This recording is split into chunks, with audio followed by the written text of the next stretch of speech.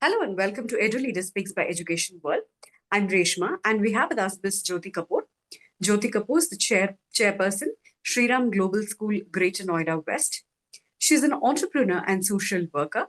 She has a master's in economics. She's led 3 schools in various initiatives like the Right Brain Development Curriculum preparation for benchmark exams within the school and leadership campus.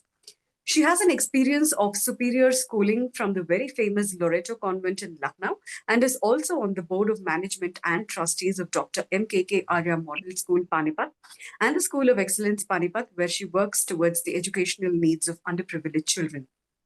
Among her many awards, she's also received the Skill Bharat Samman Award for the skilling initiatives she's undertaken in her school. Welcome, Ms. Jyoti. Thank you. The pleasure being here. Thank you. So we'll quickly go to our first question. So we'd like to ask you, what do you think about the implementation of NEP 2020 so far? If you can give us, one pro and one con in your view. Okay, so the NEP is a rather vast change. So restricting to one pro and one con is a bit difficult, but I will mention the two which I really like. One is that they have amalgamated class 1 and 2 into the Bal Vatika.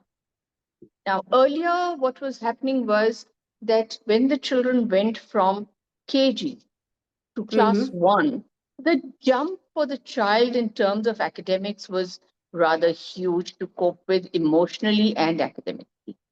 But now that they have amalgamated the whole syllabus, the curriculums, and brought it into the foundation stage, I think that's a good idea because now the transition is far smoother. So that is one. And second thing which I really like about the NEP is, of course, the bent towards competency-based questions. Rote learning is absolutely now going to become a thing of the past, and I hope so very, very sincerely that we go more and more towards competency-based questions.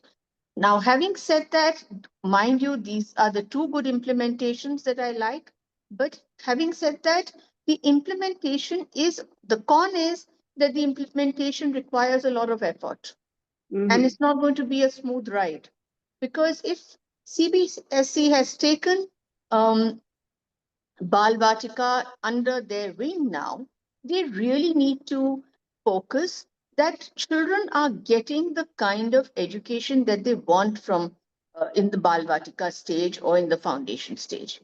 For example, we get children from, most of the parents have this attitude that they just put the child in any nearby school. So what happens is when we get the child in class 1, the child doesn't not even know our KG syllabus, leave alone the prep oblique upper KG.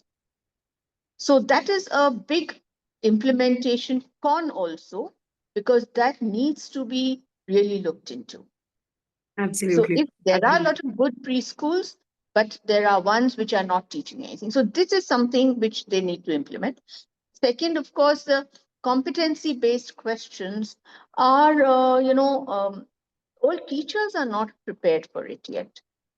So the teachers have been, over the years, teaching in terms of rote learning, what it was, we know.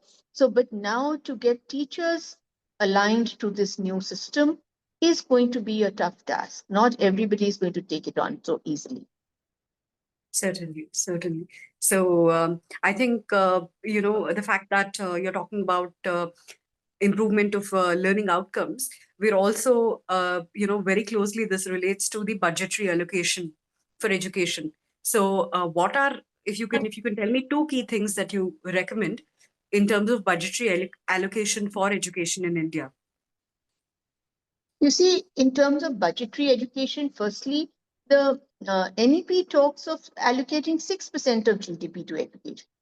So even though the budget has been raised this year, we do not see that kind of allocation. The allocation is not 6% of GDP.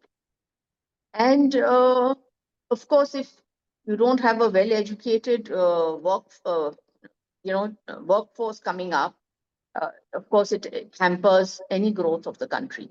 So, one or two things which I like, which they should continue to do, is allocate more and more to even the junior education, the foundation stage, because that's where the children really develop the brain in the age of 5 or 6. Also, the Absolutely. infrastructure in especially in the government schools, needs a lot of looking into. It needs upgradation. And although I appreciate that they are putting in more funds into the Atal Tinkering Lab, the IITs, etc. But yes, government schools need a little more looking into. Okay. So, if we can move on from here to a more, uh, I'd say, contemporary topic. It's about Yeah. having AI in education, especially, from the fear that it could spell doom for creativity among students. You see, this AI is very much a part of our lives now. We cannot deny that, and we cannot, wish it away. It is there to be, and it's going to be there. So we had this fear with computers. We had this fear with so many new inventions which come in. So I think those fears are, I won't say very baseless, but yes, they need to be dealt with. So Mm-hmm. AI is a wonderful thing which will come in. Of course, it Okay. will help the students also in a lot of ways if we can control it and monitor it properly. We don't want children giving answers through AI. So that is something. But where creativity is concerned, I don't think it will spell doomsday. We will find other ways of creativity. Okay. The Okay. human mind is such that it never gets restricted to only the machines. The human Okay. mind will find other ways of creating, and after all, the AI is also a creation of the human mind ultimately. Okay. So, with respect to India opening its doors to foreign educational institutions, do you see this as a welcome move? Mm. Yes, it is a very welcome move. Even now, we have loads of children going abroad for studies, and they are spending huge amounts. Of course, children taking loans, etc. So the expense is huge. And, there are a lot of children who don't have that opportunity. Even after taking loans and all, they are not able to. So once these opportunities come into our country, the exposure, etc., will be there for a lot more children.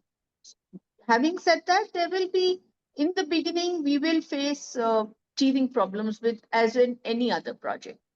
But yes, I would say opening up a spectrum in any field always brings in welcome changes. Can you tell us about any two key initiatives that you've taken towards community engagement through the school?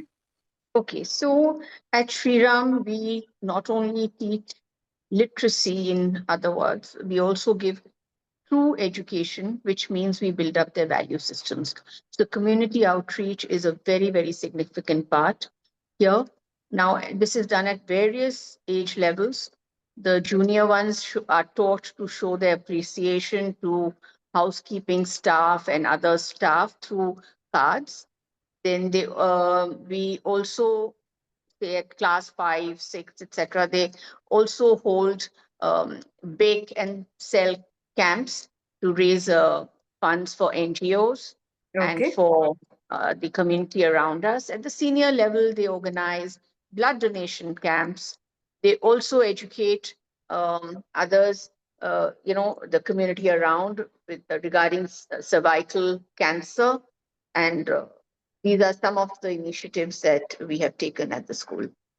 So, we have very two quick rapid fire questions. So, can you tell us about one inspiring Nobel laureate?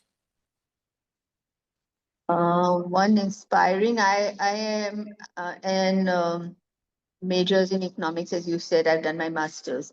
So, of course, Amartya Sen. Okay. Yeah. And Yeah. one word, if you can describe your leadership style in one word. In one word, I would say adaptive. Okay. Okay. All right. It was very nice having you, Ms. Jyoti. This brings us to the end of the interview. So we'd like to thank you for being with us today. Thank you very much.